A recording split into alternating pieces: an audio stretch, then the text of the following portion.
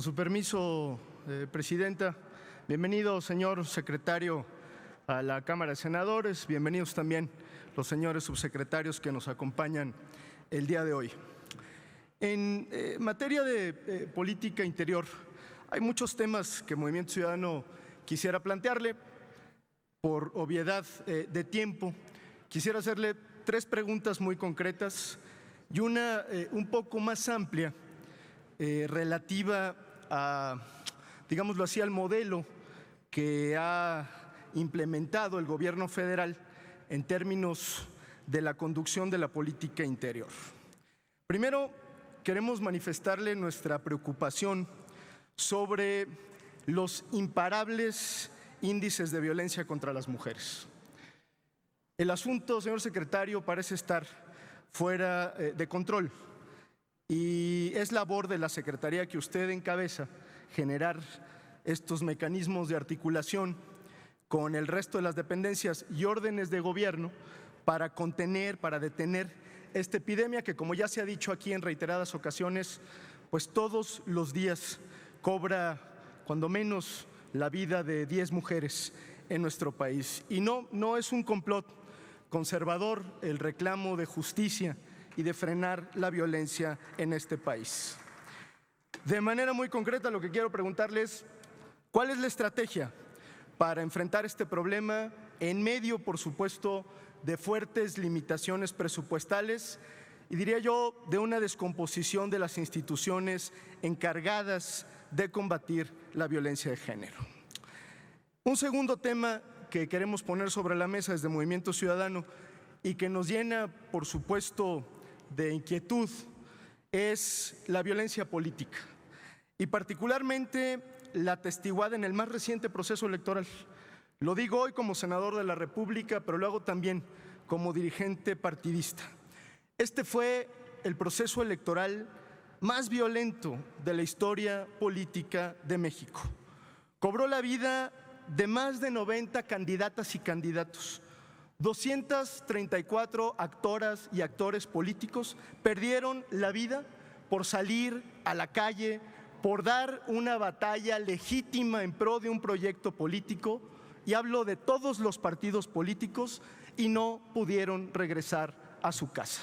Esto es algo que el Estado mexicano, por supuesto, el gobierno federal, no puede permitir. La pregunta muy concreta es, pues, ¿qué está pasando en la vida democrática de nuestro país? ¿Cuál es su visión sobre este problema? Y sobre todo, ¿qué vamos a hacer de cara a los próximos procesos electorales que pues ya tenemos en puerta y donde, repito, la violencia hace presencia permanente y amenaza, por supuesto, la vida de todas y de todos nosotros, pero amenaza particularmente la democracia mexicana?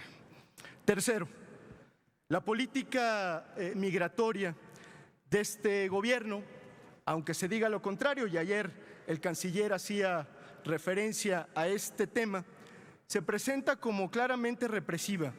Y hoy lo tengo que decir haciéndome cargo de mis palabras, pues es una vergüenza frente al mundo.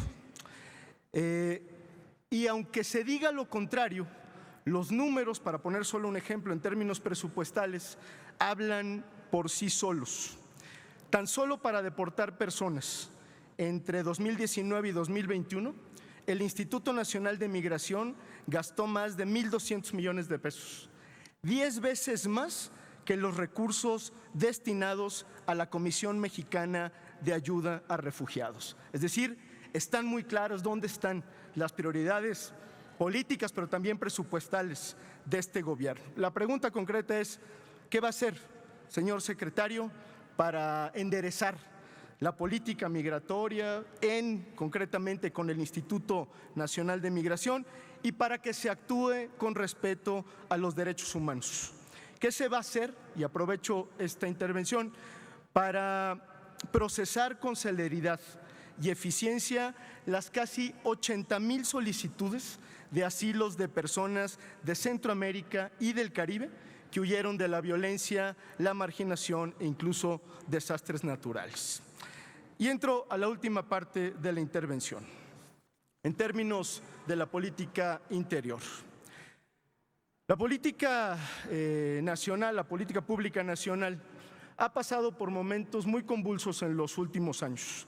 Un país inmerso en la crispación social, amenazado por la polarización, que por cierto se alienta desde el púlpito presidencial, y en donde en muchas ocasiones el diálogo republicano, el diálogo democrático ha estado completamente ausente. Ya lo han dicho varias de mis compañeras y compañeros aquí. A lo largo de estos últimos años, de estos 3 años, de todas las fuerzas políticas se han hecho llamados a la construcción de puentes, de espacios de conversación pública, de inclusión, de reconocimiento a la diferencia y a la pluralidad.